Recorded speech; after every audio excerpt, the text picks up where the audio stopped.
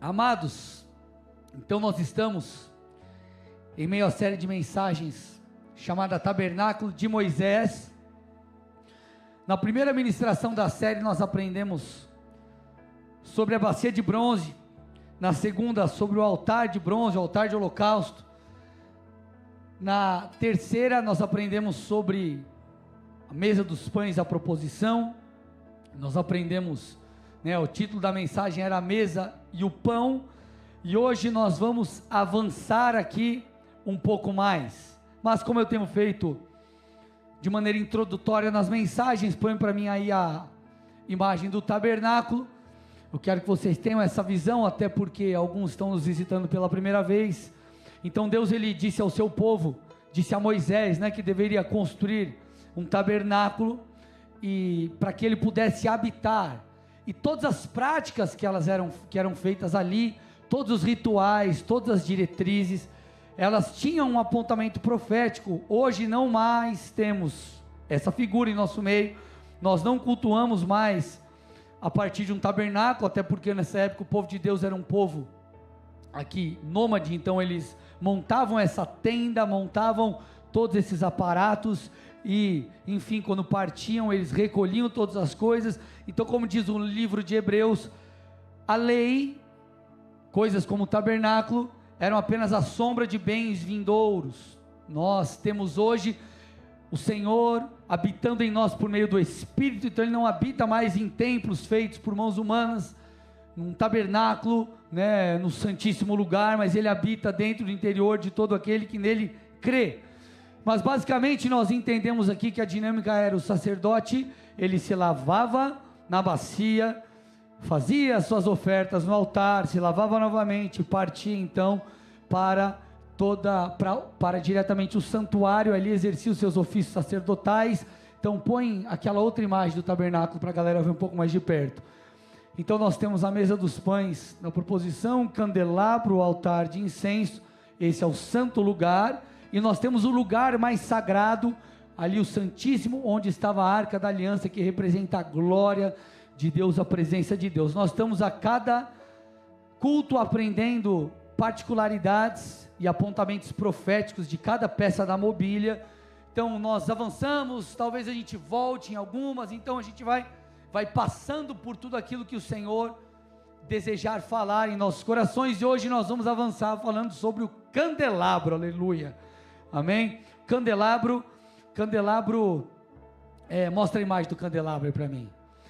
Então o candelabro, ele tem muitos apontamentos proféticos.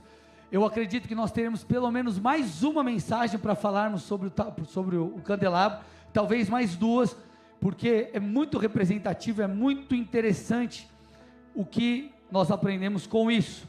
Mas vamos lá, abra comigo Êxodo capítulo 25, versículos 31 a 40, diz assim a ordenança do Senhor a Moisés: faça também um candelabro de ouro puro, de ouro batido deverá ser feito este candelabro. O seu pedestal, a sua haste, os seus cálices, as suas maçanetas e as suas flores formarão com ele uma só peça. 6 hastes sairão do lado do candelabro, 3 de um lado e 3 de outro. Numa haste haverá 3 cálices com formato de amêndoas, uma maçaneta e uma flor. Na outra haste haverá 3 cálices com formato de amêndoas, uma maçaneta e uma flor. E assim serão as 6 hastes que saem do candelabro. Mas no candelabro mesmo haverá 4 cálices com formato de amêndoas, com as suas maçanetas e com as suas flores. Haverá uma maçaneta sobre 2 hastes que saem dele, e ainda uma maçaneta sobre 2 outras hastes que saem dele, e ainda mais uma maçaneta sobre 2 outras hastes que saem dele. Assim se fará com as 6 hastes que saem do candelabro. As maçanetas e as hastes do candelabro formarão uma só peça com o mesmo. Tudo será de uma só peça, obra batida de ouro puro. Faça também as 7 lâmpadas do candelabro, as quais se acenderão para iluminar o espaço diante dele.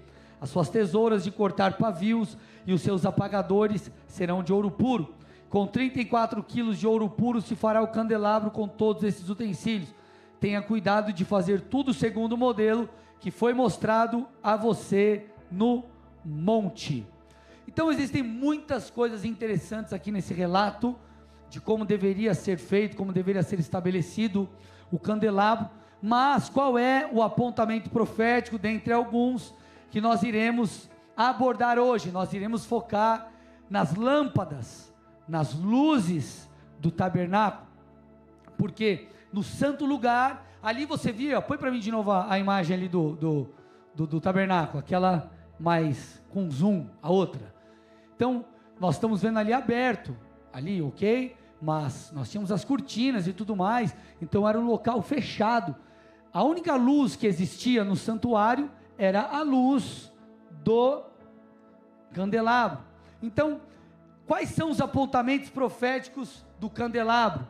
O candelabro nos ensina sobre a luz de Cristo e a luz da igreja, ok? O candelabro aponta para a luz do Senhor e a luz da igreja.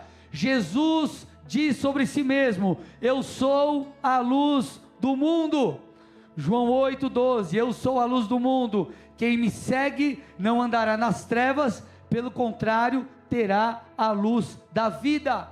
Então muitos dos aspectos do tabernáculo, eles se cumprem, eles apontam para Cristo, e esse é um deles. Jesus, ele é a fonte de luz. Jesus, ele é o principal e único, eu posso dizer, luzeiro. Contudo, a Bíblia deixa claro também que o papel da igreja é iluminar. Então, tanto Cristo é a luz do mundo, bem como a igreja, o corpo de Cristo, os filhos de Deus, precisam também iluminar. Então, ambos são luzes, contudo, eles são distintos entre si. A luz do Senhor é uma, a luz da igreja, de certa forma, é diferente. Você vai entender o que eu quero dizer. Apocalipse capítulo 1, versículos 12 a 20, traz uma clareza um pouco maior sobre isso. Diz o texto: voltei-me para ver quem falava comigo, e ao me voltar vi 7 candelabros de ouro, e no meio dos candelabros um semelhante ao filho de homem, com vestes talares e cingido à altura do peito com um cinto de ouro. A cabeça e os cabelos dele eram brancos como a alva lã, como neve.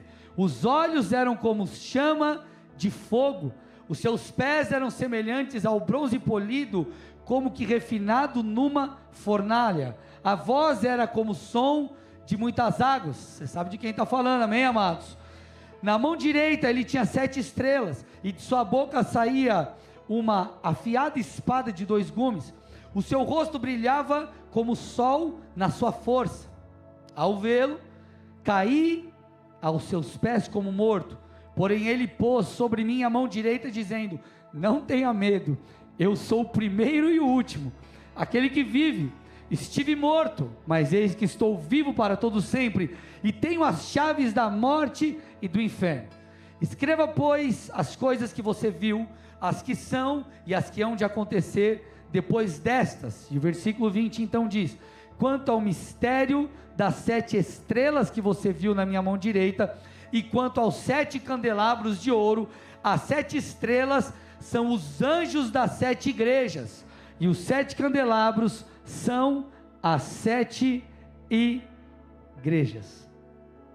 Então esse texto ele traz uma representação daquele que estava em meio ao candelabro, fala do nosso Senhor, e também fala da representação dessas 7 lâmpadas, luzes que haviam na figura do tabernáculo no Antigo Testamento. Então nós falamos tanto da luz do Senhor, bem como falamos da igreja. Então Jesus, amados, é a luz que ilumina todos e traz salvação àqueles que creem em seu nome. Ele é a fonte de luz. Então você precisa entender o seguinte: qual é a diferença da luz da igreja e a luz de Cristo? Cristo é a fonte de luz, a igreja não é a fonte de luz. O Senhor é a fonte. Nós, como igreja de Cristo, povo de Deus, nós carregamos dentro de si o Senhor, que é a luz, por meio do Espírito Santo. Nós não somos a fonte de luz, nós somos cheios dela e devemos dar continuidade àquilo que Cristo fez na terra. Então Jesus, ele esclarece muito isso, João 8,12. E em João 8,12 nós vemos, ele fala que ele é a luz do mundo, e um capítulo depois, João 9,5, ele diz assim: enquanto eu estou no mundo, eu sou a luz do mundo. Então Jesus, a fonte de luz, ele habitou aqui em nosso meio, se esvaziou, enfim, veio para revelar a totalidade do Pai. Contudo, essa missão agora está com a igreja, Mateus 5, 14 a 16, vocês são a luz do mundo. Não se pode esconder uma cidade situada no alto de um monte, nem se acende uma lamparina para colocá-la debaixo de um cesto, mas no lugar adequado, onde ilumina bem todos os que estão na casa. Assim brilhe a luz de vocês diante dos outros, para que vejam as boas obras que vocês fazem e glorifiquem ao Pai que está nos céus.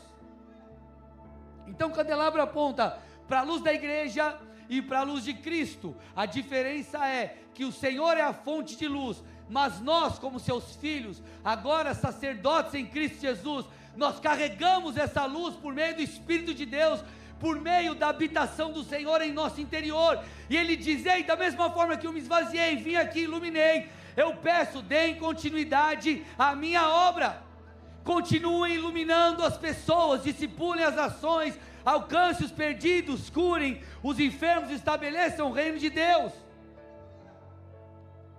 Então a luz de Cristo aponta também para a figura das 7 igrejas, o corpo de Cristo. Quando você vai lá para o Apocalipse, nós vemos o Senhor escrevendo ao anjo ou ao líder de cada uma das 7 igrejas. Essas 7 igrejas, elas representam não apenas 7, mas todas as igrejas, porque 7 é o número da plenitude, número do todo. Então a figura do 7 é a figura do completo. Então quando fala das 7 igrejas, fala de todas as igrejas, 7 lâmpadas, 7 igrejas, todas as igrejas. Nós precisamos iluminar o mundo. Da mesma forma, amados, que o candelabro era a única luz existente naquele santuário, a igreja, o corpo de Cristo, é a única luz nesse mundo.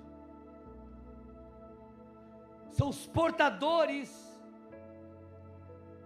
dessa luz que vem do Senhor, e nós precisamos iluminar, meus amados. É só você dar uma olhada aí para as atrocidades desse mundo,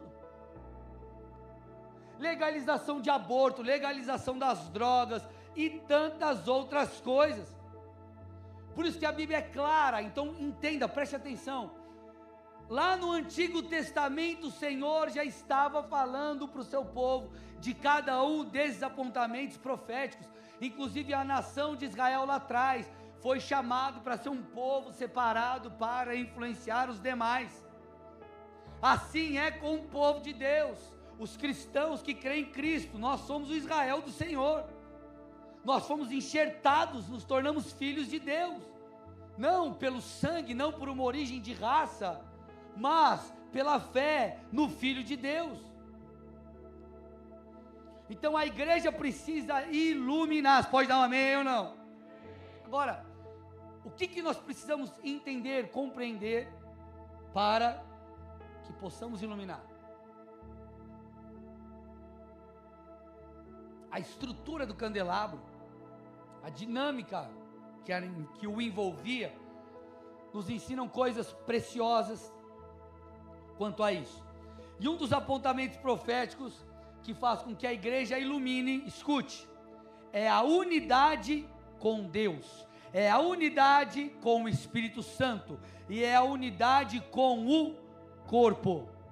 Eu vou começar a desenrolar sobre isso, eu preciso que você preste atenção.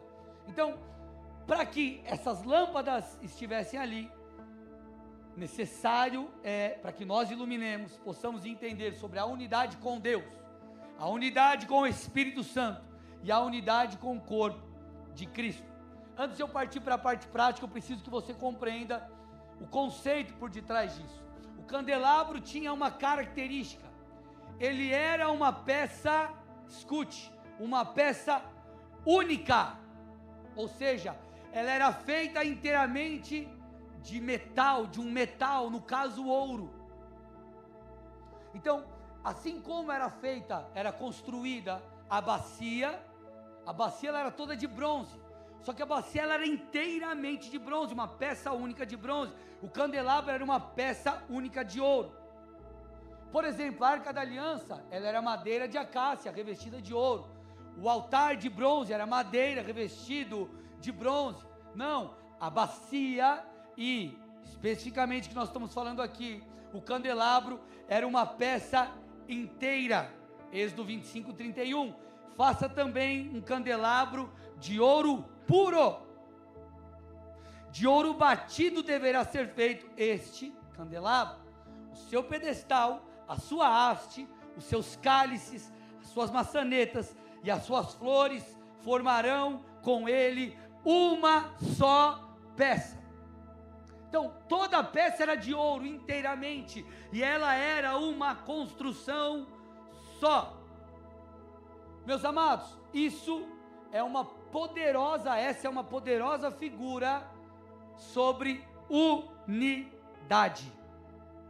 Unidade. E o primeiro ponto e fundamental ensino sobre a unidade é a conexão das lâmpadas e suas hastes com o pedestal. Põe para mim, vocês vão entender o que eu quero dizer. Põe o candelabro. Então, era uma peça só. Então, você vê a ligação das hastes, dos braços, com o pedestal, com a sua base.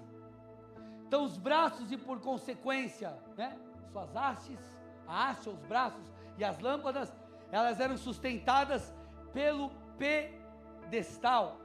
O que Jesus disse em João capítulo 15: eu sou a videira verdadeira e o meu pai é o lavrador. Todo ramo que estando em mim dá muito fruto. Põe a arte aí do candelabro, deixar do candelabro enquanto eu leio. Todo ramo que estando em mim dá muito fruto. Se não der fruto, ele o corta. E todo que dá fruto, ele limpa, para que produza mais fruto ainda. Vocês já estão limpos por causa da palavra que eu tenho lhes falado. Permaneçam em mim, e eu permanecerei em vocês. Como o ramo, imagina essa figura, como o ramo que não pode produzir fruto de si mesmo, se não permanecer na videira, assim vocês não podem permanecer, ou dar fruto, se não permanecerem em mim. Jesus, ele é a videira, ele é o pedestal, nós somos os ramos. Sem uma conexão com ele, a igreja jamais poderá iluminar. Você precisa entender isso. A luz dos filhos de Deus, nós não somos fonte de luz. Jesus disse que fluiriam do nosso interior rios de águas vivas, mas antes ele diz o quê? Vai e beba, porque nós não somos a fonte, Cristo é a fonte. Então nós precisamos entender essa figura, nós temos que ser um com Cristo. Se não for dessa forma, nós não iremos iluminar. Você não emite luz, você reflete luz, irmão. Por isso Jesus disse, pode tirar a imagem aí, por isso Jesus disse, João 15, versículo 5, sem mim, vocês não podem fazer nada. Então vamos lá, quem quer ser usado por Deus aqui? Quem quer carregar a unção do Espírito? Você precisa estar conectado com o Senhor, você precisa ser um com Cristo, você precisa estar posicionado segundo a palavra, você precisa caminhar em obediência. A unção está na obediência, a unção vem do Senhor, irmão. Escute, quem te dá algo é Deus. Existe uma grande tentação de todo ministro, todo servo de Deus, toda pessoa que está envolvida no ministério, conforme o tempo vai passando, ele acha que ele já sabe. Não, eu sei tudo, perde aquela dependência de Deus. Não, eu sou o cara. Você não é o cara, não, o cara é Jesus. Você não é bom não, irmão, eu não sou bom não, nós precisamos da graça de Deus. Obviamente, você tem que estudar, crescer, desenvolver o teu talento, o teu dom, ok? É tua responsabilidade. Agora, nós dependemos da unção do Espírito. Então nós precisamos manter a nossa conexão com Cristo por meio da obediência. por meio da submissão, por meio da intimidade. A manutenção da tua busca a Deus, e nós vamos falar isso provavelmente na próxima mensagem, já estou dando spoiler para você. Então precisava existir a manutenção daquelas lâmpadas com o óleo. Então, manter a sua intimidade com Deus não é apenas uma questão de alimento espiritual, é uma necessidade para que você ilumine. Porque a luz não é tua, a luz é do Senhor. A vida que você libera sobre os outros é a vida que você recebe de Deus. Lembre-se, nós não somos fonte de luz. Jesus disse: eu sou a luz do mundo. Depois ele olhou para os discípulos e falou: vocês são a luz do mundo. Mas não é a mesma coisa. Ele é a fonte, nós refletimos. Quem está me entendendo, dá um glória a Deus aí.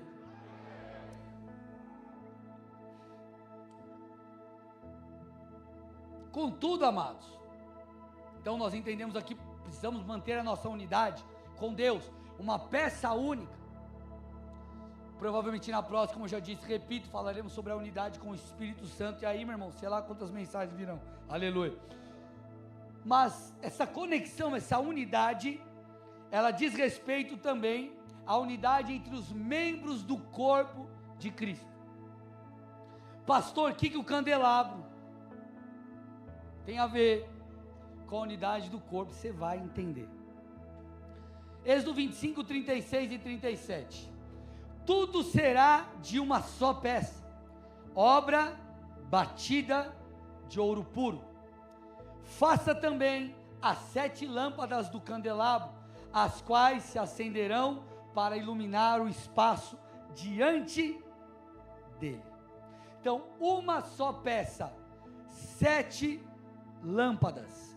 7 lâmpadas, eu já disse, repito, 7 igrejas. Todas as igrejas. A função das lâmpadas era iluminar. A função do corpo de Cristo é iluminar. Contudo, entenda uma coisa: eram 7 lâmpadas, mas apenas um candelabro. As lâmpadas eram 7, mas a função era uma só. Isso fala de unidade. Isso mostra a unidade que a igreja de Cristo precisa caminhar. Não apenas unidade, como eu disse, com o cabeça, porque ele é o pedestal, ele é a base, ele é a videira, tudo vem dele, tudo flui a partir dele, eu preciso estar conectado com ele. Mas também nós precisamos entender essa conexão das lâmpadas, dos braços ou dos ramos. Eu quero que você entenda o seguinte, amados: 7 lâmpadas, 7 igrejas. As 7 igrejas, elas eram diferentes. Falando das igrejas de Apocalipse, elas estavam em regiões diferentes, as repreensões eram diferentes, muitas vezes, os parabéns ou o encorajamento, também eles eram diferentes. Contudo, apesar daquelas igrejas serem diferentes, elas tinham o mesmo propósito. Por isso são 7 lâmpadas, mas um só candelabro, 7 lâmpadas e uma luz. Repete comigo: 7 lâmpadas, mas apenas uma luz. Da mesma forma, amados, que existem muitos dons, mas todos eles, Paulo diz, são dados por um único Espírito. Existem vários membros no corpo, mas o corpo é um só. Candelabro é uma figura da unidade da igreja. A unidade que precisa acontecer para que possamos iluminar. Para que todo o ambiente, enfim, para que se completasse o papel do candelabro no santuário, nós lemos ali, precisava existir todo um cuidado com cada uma das lâmpadas, para que aquilo mantesse aceso. Da mesma forma, para que a igreja avance, ela precisa caminhar em unidade, o cuidado com o todo. E aqui eu preciso que você entenda algo, amados. Todas as lâmpadas, cada uma das 7 igrejas, tinham questões diferentes entre si, mas elas tinham um ofício coletivo: iluminar. Cada uma das lâmpadas do candelabro, elas tinham um único ofício: iluminar todo o santuário. O que eu estou tentando te dizer? Eu tenho um dom, teu dom talvez é diferente do meu. Eu tenho um chamado, você talvez tenha outro. Eu tenho características, particularidades diferentes das suas, responsabilidades diferentes. Contudo, coletivamente, todos nós temos uma missão e uma responsabilidade: iluminar este mundo. Então nós precisamos entender isso, para que nós não vivamos um evangelho do eu, um evangelho individual, um evangelho onde nós pensamos apenas em si, mas um evangelho onde nós pensamos como corpo. Existem coisas que Deus fala a você particularmente, existem coisas individuais na sua vida, seu ministério, sua chamada, mas existem coisas também coletivas. Por que eu estou te falando isso? Para que você entenda que igreja não é lugar de individualidade, mas de cumplicidade, de associação, de unidade. Igreja, amados, não é lugar de ego, mas é lugar de humildade e de servir o próximo. Igreja não é lugar de competição. Nós somos chamados, amados, para seguir o exemplo de Cristo, sermos servos uns dos outros, e essa verdade você pode levar para outras áreas de sua vida, para sua casa, para com os seus familiares, para o seu trabalho. Jesus disse: você quer ser o maior? Sirva a todos. Então ele está mudando o polo aqui da coisa. O maior é aquele que serve. Jesus serviu. Por isso Paulo disse, Filipenses 2, 3 e 4, não façam nada por interesse pessoal ou vaidade, mas por humildade, cada um considerando os outros superiores a si mesmos, não tendo em vista os seus próprios interesses, mas também os dos outros. Olha que interessante, Paulo está falando sobre considerar os outros superiores. Ele não está dizendo que você tem que se desmerecer, ou você não tem que se achar, ai, Deus me deu uma chamada, ai, acho que não vai dar certo, eu não vou conseguir. Não é isso. Ele está dizendo que nós devemos olhar para os outros e entender, como a própria Bíblia diz em outro texto, que todos são dignos de honra. Então você precisa olhar para o próximo e entender, ele é alguém que merece atenção, merece amor, merece cuidado, enfim. Por isso que ele completa no versículo 4, não tenham em vista os seus próprios interesses apenas, mas também os dos outros.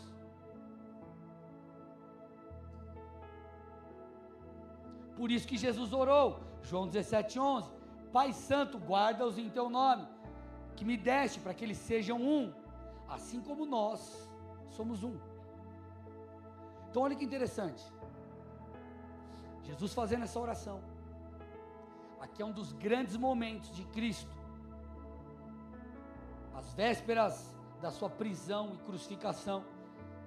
Então ele escolhe muito bem as suas palavras, imagino eu, e nós vemos no versículo 11, Jesus orando pela unidade dos filhos. Será que isso é tão importante? Vejamos a sequência do texto, passamos alguns versículos 20 e 21, não peço somente por estes, mas também para aqueles que vierem a crer em mim, por meio da palavra que eles falarem, a fim de que todos sejam um. Ó Pai, eu não estou falando só dos que já se converteram, mas aqueles que virão se converter, esses também. Será que já é suficiente? Passa um versículo 22, eu lhes transmiti a glória que me deste, para que sejam um, como nós o somos. Candelabro, peça única, 7 lâmpadas, 7 igrejas, 7 é o número do todo. Todas as igrejas precisam iluminar, um cuidado individual, todos juntos, conectados à videira, ao pedestal, à base que é Cristo. Então não pode existir no meio do corpo de Cristo, ou partindo dos filhos de Deus, inclusive aí fora, lá no seu trabalho, na sua casa, onde você estiver, inveja, disputa, Disputa no sentido ruim, tá, irmão? Estou falando de você querer crescer na vida, não é isso, tá? Ego, facção, divisão. Sabe o que é interessante? Quando você para olhar o relato das obras da carne em Gálatas 5, você vai perceber que muitas das obras da carne estão vinculadas a isso. Racha, divisão, treta, fight, essas coisas. E o detalhe, ali é um rol exemplificativo, porque no texto ele diz, coisas semelhantes a essas, ou seja, podem existir outras. Olha lá, Gálatas 5, se achar que não ficar só com as minhas palavras, vamos para o texto bíblico, versículos 19 a 21. As obras da carne são imoralidade sexual, impureza, libertinagem, idolatria, feitiçarias, inimizades, rixas, ciúmes, iras, discórdias, divisões e facções, invejas, bebedeiras, orgias e coisas semelhantes a essas. Declaro a vocês, como antes já os preveni, que os que praticam tais coisas não herdarão o reino de Deus. Vamos estudar aqui um pouco algumas dessas obras. Primeira delas, inimizade. No original grego, a palavra inimizade, ela fala sobre odiar, detestar o outro. Ninguém aqui em nosso meio, aleluia, eu vou profetizar, glória, não odeia ninguém, no trabalho, na família, que não seja o seu cônjuge, misericórdia. Odiar, detestar, inimizade. Odio aquela pessoa, mas que Deus a abençoe, mas que ela colha antes do que ela me fez. Desgraça. Inimizade. Olha para o irmão do lado e fala, é obra da carne, hein?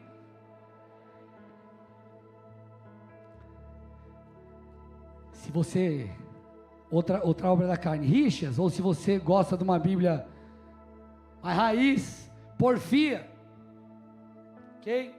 O que são as rixas? Porfia, estado de hostilidade entre pessoas e grupos, estar em desacordo, disputa, briga, discórdia.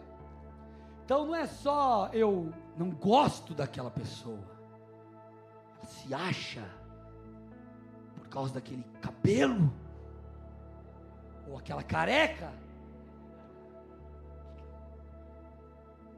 mas é um estado de hostilidade, há uma disputa, há uma briga, porfia, ciúmes. Vou beber uma água para dar tempo de você pensar no que é ciúme.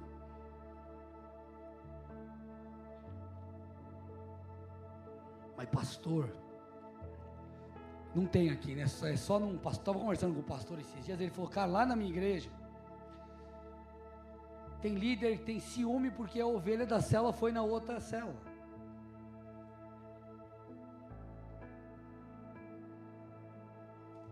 Ciúme. Não precisa falar mais, né? Enfim, ciúmes. Depois, discórdia, dissensão, facção. Esse é perigosíssimo, porque é uma sequência de coisas. O que é discórdia? Discórdia é desacordo, uma discórdia, um desacordo, um desentendimento, uma desavença. Contudo, se isso não é resolvido entre marido e mulher, sogra e genro, patrão e empregado, ovelha e pastor, líder, liderado, irmãos da igreja, isso pode se tornar uma dissensão. O que é dissensão? É um conflito, tornou-se uma disputa. Então escute, uma dissensão, ou melhor, uma discórdia não resolvida, torna-se uma dissensão, uma disputa. E aí, por ter essa disputa, antes era um mal entendido, aí virou uma disputa. Aí é gerado a facção. O que é facção? É algo que se espalha e já se torna em grupos. É o grupo do João com o grupo da Maria. O João não se resolveu com a Maria. Aí tem a patota do João, que não gosta da Maria. E tem a patota da Maria, que não gosta do João. Olha para o irmão do lado e diga assim: isso é obra da carne. E se continuar assim, você corre o risco de não herdar o reino dos céus. É o que a Bíblia diz.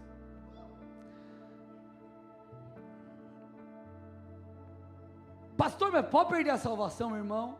Escute a palavra de quem estava no culto de quinta. Ih, você não estava, você perdeu, irmão. Você perdeu, foi top. Vai lá no YouTube, assista lá, vai chocar. Você quer uma mais chocante ainda? Tem uma chamada Inferno, Verdade ou Mito. Essa é mais forte ainda. Essa daí. Essa é forte. Então o que você percebe? Aqui, o original grego da palavra facção, o que fala essa palavra no grego? Fala sobre o ato de pegar, capturar, como alguém que ataca uma cidade, captura alguém. Então a facção, ela captura as pessoas, ela rouba as pessoas, ela quebra a unidade, ela gera divisão. E aí já vira o que, amados? Uma disputa de grupos, porque a facção puxa para si: eu sou do grupo da Maria, e não do João. Gerou divisão. Por isso que nós vemos Paulo falando aos Coríntios, 1 Coríntios 1, 10 a 13: irmãos, pelo nome de nosso Senhor Jesus Cristo, peço-lhes que todos estejam de acordo naquilo que falam, e que não haja divisões entre vocês. Pelo contrário, que vocês sejam unidos no mesmo modo de pensar e no mesmo propósito. Pois, meus irmãos, fui informado, olha lá, alguém foi passar o B.O. para Paulo, mandaram um zap para ele aqui, e falou: fui informado a respeito de vocês, por alguns membros da casa de Cloe, de que há brigas entre vocês.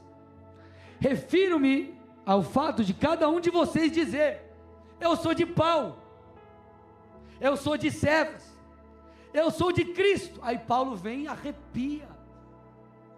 Será que Cristo está dividido? Se ele tivesse ao vivo, acho que ele falaria assim: será que Paulo foi crucificado por vocês? Ou será que vocês foram batizados no nome de Paulo? Porque alguém me mandou um zap, e eu estou sabendo.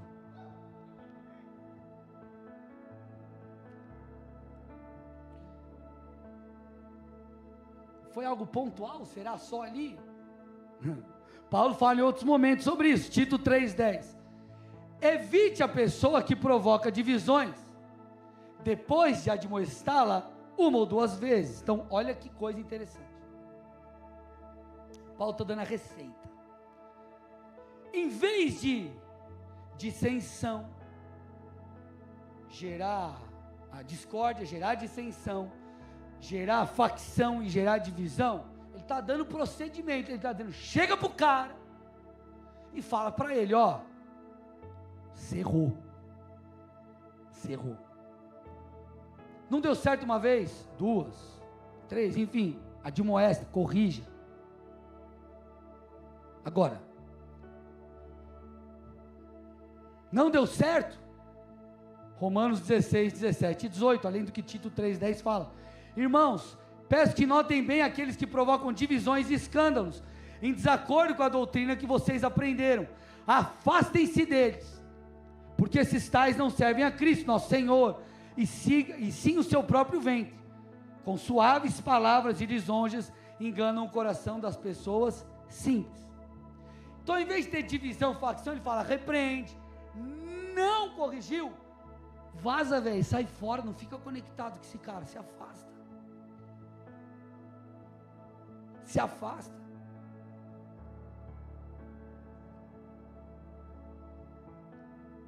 Quanta gente que você conhece que se deu mal porque estava com a pessoa errada, no rolê errado, na hora errada, e se lascou.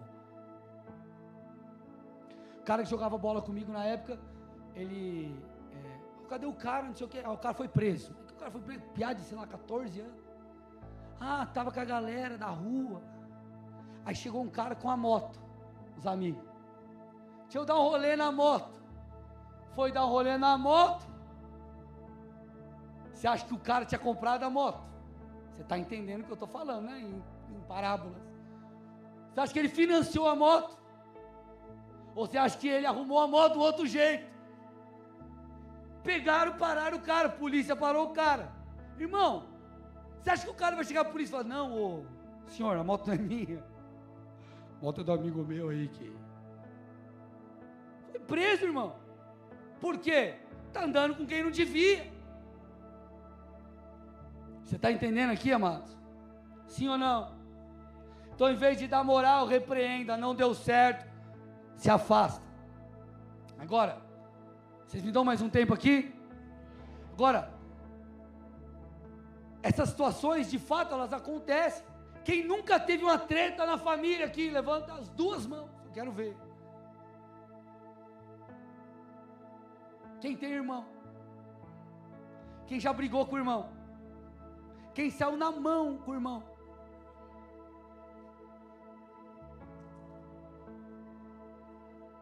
Olha, você vê que igreja maravilhosa. A noiva de Cristo.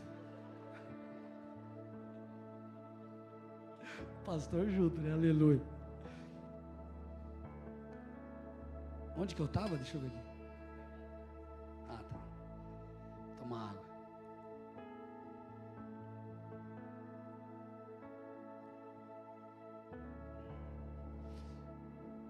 Situações como essas que eu citei aqui, várias outras,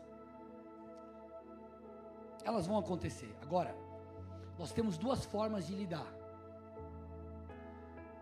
Ou elas apagam a nossa luz, ou elas transformam as nossas vidas e nos amadurecem, fazendo com que tudo, permitindo com que tudo nos auxilie ou venha convergir para a nossa maturidade. Por que eu estou falando sobre isso? Porque além das 7 lâmpadas, 7 igrejas, todas as igrejas unidas, conectadas ao cabeça, Êxodo 25:31 traz uma outra característica. Faça também um candelabro de ouro puro, de ouro batido, deverá ser feito esse candelabro, de ouro puro, batido. Meu irmão, sabe como o ouro era purificado? Pelo fogo. Botava fogo no ouro, as impurezas vinham à tona e podiam, enfim, ser removidas. O ouro, sem o processo de purificação de suas impurezas, ele não serviria para muita coisa. Além disso, precisaria passar pelo martelo e por outras ferramentas do ourives. Esse é o nosso Deus que nos poda. Olha a figura do tabernáculo, não, do candelabro. Põe lá de novo para mim. Até a figura nos mostra algo.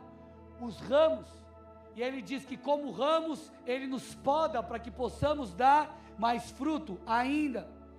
O que eu estou tentando te dizer? Pode tirar. Que os desafios que nós enfrentamos na unidade familiar, lá em questões do seu trabalho, da sua vida profissional, nas questões do corpo de Cristo, onde quer que seja, tem a possibilidade de servir, funcionar como um fogo purificador nas nossas vidas. Você acha que Deus não pode botar lá do seu lado no trabalho a pessoa que você fala, Jesus amado, misericórdia, Deus está me ensinando a amar mesmo? Não olhe para o seu cônjuge, não estou falando dele, nem dela. Porque, amados, tem coisa que nós não aprendemos com a matéria, se aprende no estágio, irmão. Vamos lá, vou fazer uma pregação aqui sobre paciência. Curso do mergulhando novo, paciência. Segunda a sexta, 3 horas por dia. Sabe quando você vai aprender isso? Quando você passar um veneno no trampo, em casa, na igreja. Aí você vai aprender a usar a paciência. Então nós aprendemos a amar, a ser tolerantes, falando do bom sentido, deixarmos o orgulho, o ego de lado, enfim, muitas coisas são mudadas nas nossas vidas, vivendo cada uma dessas coisas. Porque antes de tudo estar perfeitamente estabelecido no candelabro, ele precisaria passar pelo processo de purificação, o ouro sendo purificado, passando pelo processo com o martelo. Assim é a igreja de Cristo. Se você quer uma igreja perfeita, não frequente nenhuma, você não vai achar. E sabe por que você não vai achar? Pode dar uma palavra profética aqui, irmão, dedo de profeta. Porque você está nela, e você não é perfeito. E porque eu sou o pastor, e ela também não é perfeita. Está me entendendo, irmão? Por isso que o escritor de Provérbios sabiamente diz, 27 e 17, assim como o ferro afia o ferro, o homem afia o seu companheiro. Então nós precisamos aprender a lidar com essas coisas, resolver os conflitos e por aí vai.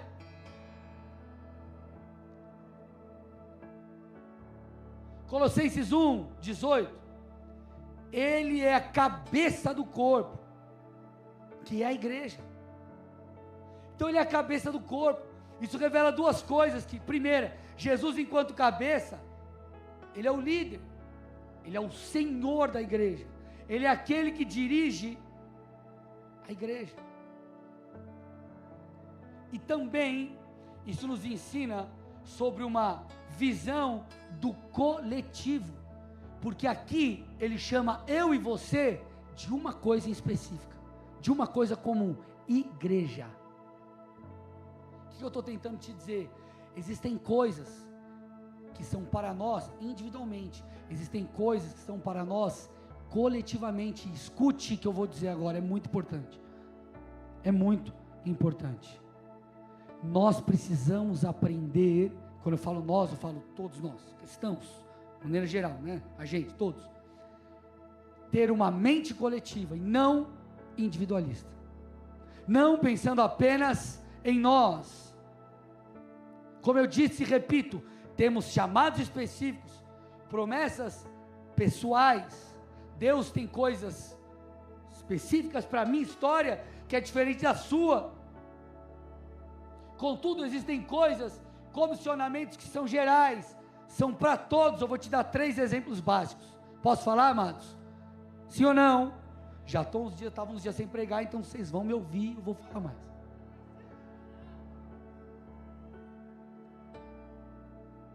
Três coisas básicas, por exemplo aqui. Enquanto corpo de Cristo, igreja do Senhor, todos nós temos em comum coisas como alcançar os perdidos, adorar a Deus e conhecer o Senhor. Por exemplo, Mateus 28, 19 e 20 é para todo mundo, não é para evangelista, é para todo mundo. Vão e façam discípulos de todas as nações, batizando-os em nome do Pai, do Filho e do Espírito Santo, ensinando-os a guardar todas as coisas que eu tenho ordenado a vocês. Esse texto é para discípulo. Você não precisa ter um chamado pastoral para evangelizar a gente, para cuidar de gente, para ser, por exemplo, um líder de célula. Você não precisa ter um chamado pastoral como o meu. Um discípulo de Cristo discipula outros. Isso fala da grande comissão. Outra coisa que todo crente precisa fazer, João 4, 23, vem a hora e já chegou, que os verdadeiros adoradores adorarão o Pai em espírito e em verdade, porque são esses os que o Pai procura para seus adoradores. Por que ele traz com muita clareza? Nós somos adoradores, porque adoradores, vocês já me ouviram falar isso, o que um adorador faz? Adora, gente. O que um adorador faz? Adora. Se um adorador adora, essa é a sua comissão, faz parte da sua natureza, porque ele é adorador. Então, se ele adora, isso independe das circunstâncias. Olha lá que coisa boa. Pastor, se eu estou feliz, eu preciso adorar? Sim. Mas se eu estou triste, também. Porque você é adorador. Escute, ele está falando o que nós somos, da nossa parte da nossa identidade em Cristo. Está no melhor emprego do mundo? Adora. Está passando veneno? Adora. Ministério está bombando? Adora. Está passando uma sequidão ministerial? Adora também. Está afim de ir para o culto? Vai. Não está afim? Vai também. Sabe por quê? Deixa eu te falar algo aqui. O culto, nós esquecemos o que é muitas vezes a palavra culto. Você vem para acabei de falar, você vem para culto.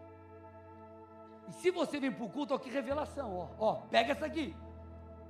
Você vem para cultuar, ó, que coisa top. Uau! Sabe o que isso significa? Que você vem para adorar. Uau! Mas se eu não sei quem vai pregar, e se der problema no projetor, a galera está rindo aí. Se der problema no som, e se acabar a luz, e se não sei o que, você vem para cultuar. E se a palavra não é a palavra que você esperava receber, você vem para cultuar.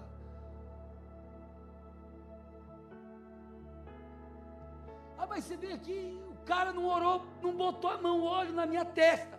Você vem para cultuar. O culto é para... É claro que nós recebemos, somos visitados, encorajados, uau, mas eu quero que você entenda que o centro do culto não é você nem eu, é Deus. Ele é o centro, tudo vem dele e volta para ele. O dom que nós recebemos converge para Cristo, para a glória do Senhor.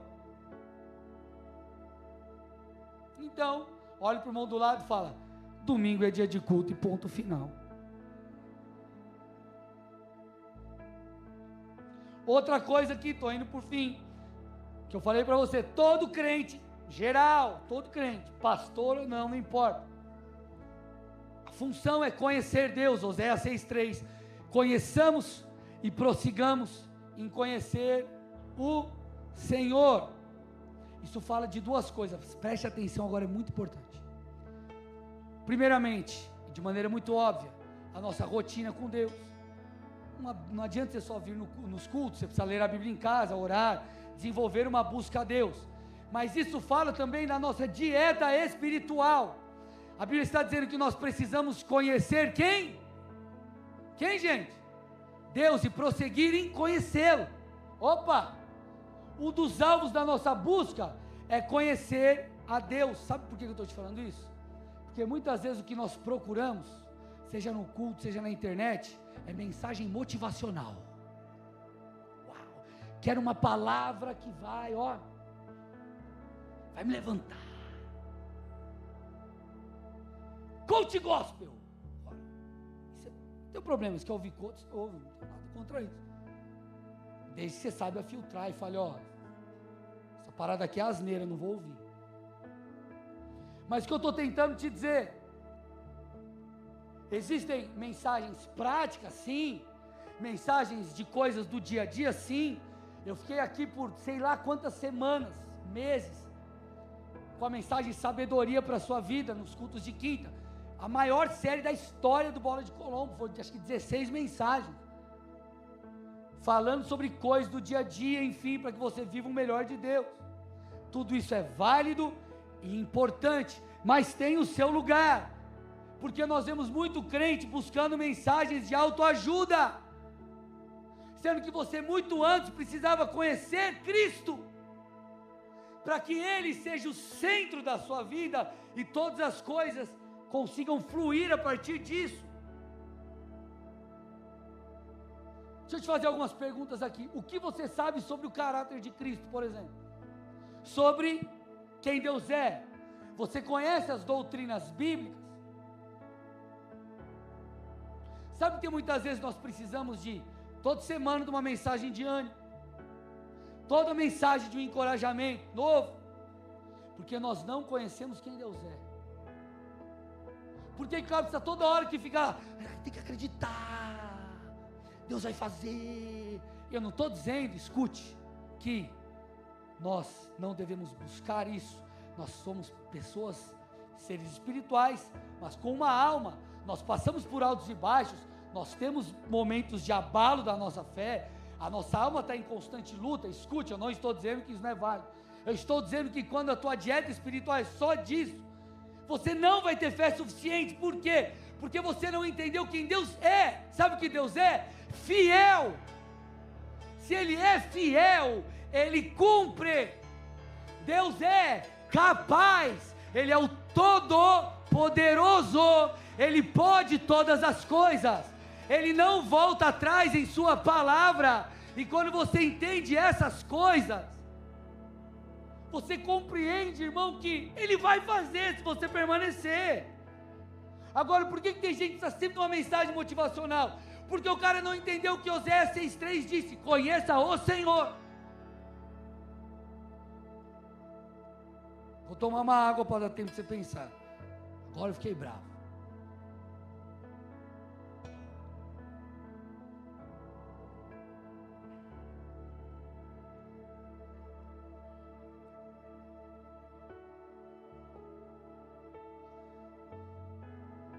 Então, apesar de nós sermos diferentes, termos medidas de graça diferentes,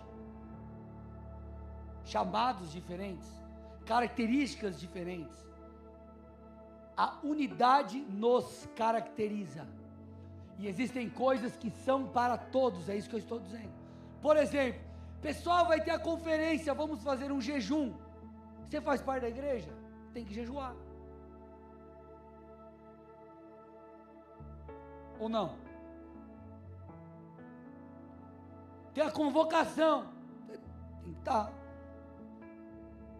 A missão, estou nessa, pastor, conta comigo. O que eu estou tentando te dizer? Escute, estou terminando. A vida no corpo, a unidade do candelabro, as lâmpadas que tipifica a igreja, essa peça única, é a antítese do egoísmo. A vida no corpo é uma vida que te chuta, te empurra para fora do egoísmo. Eu vou ler de novo Filipenses 2, 3 e 4. Nada façam por ambição egoísta ou por vaidade, mas humildemente considere os outros superiores a si mesmos. Cada um cuide não só dos seus interesses, mas também dos outros. Sabe que a oração de Jesus nos ensina? A oração do Pai Nosso, que o Pai é nosso, o Pai não é seu. Olha que coisa incrível. O pão é nosso. Deus dá o meu pão, pão nosso. Não nos deixe cair em tentação, livra-nos do mal. Menos eu, mais nós. Essa é uma lição do candelabro, uma peça única, todas as lâmpadas, e cada uma das lâmpadas deveria ser cuidada para que o todo, o propósito completo se cumpra. Eu quero que você saia daqui pensando, avaliando como você tem vivido a sua vida,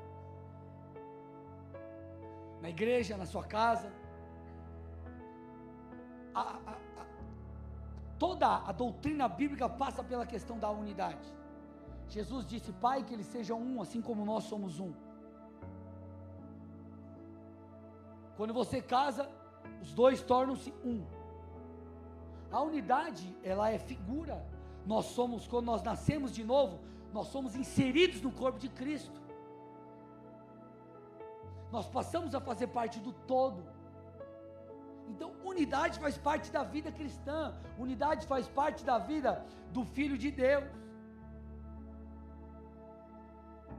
Por isso que a Bíblia diz, Romanos 15, 5 e 6, ora, o Deus da paciência e da consolação lhes conceda o mesmo modo de pensar de uns para com os outros, segundo Cristo, para que vocês, unânimes e a uma só voz, glorifiquem a Deus e Pai de nosso Senhor Jesus Cristo.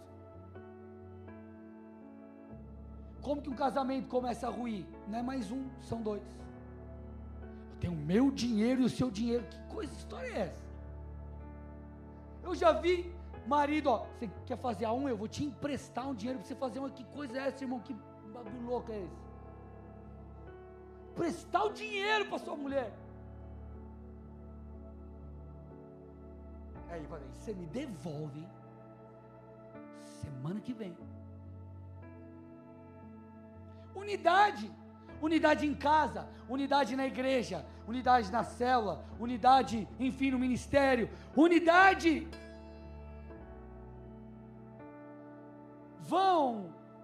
Caminhem em uma direção.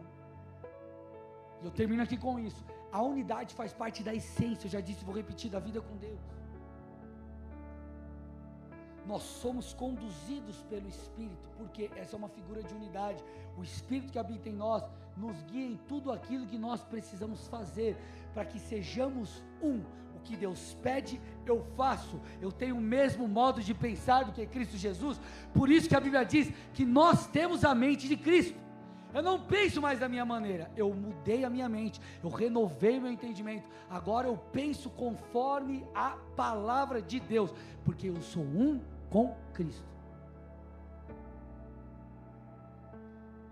Se nós queremos, como igreja, iluminarmos, sermos luz nesse mundo, refletindo a luz daquele que é a fonte, nós precisamos, amados, estar conectado à base, ao cabeça, vivendo a sua vontade. E se nós queremos cumprir o todo do projeto da igreja, iluminando como aquele candelabro iluminava o santo lugar, um lugar escuro, que seria sem aquela luz. Se nós queremos como igreja, corpo, iluminar o mundo, nós temos que estar juntos, unidos, com o mesmo propósito, e não usando a igreja, usando a palavra, mas entendendo que nós fazemos parte de um corpo, que quem governa é o cabeça. Vocês estão me entendendo? Sim ou não? Então feche seus olhos, curve sua cabeça em nome de Jesus.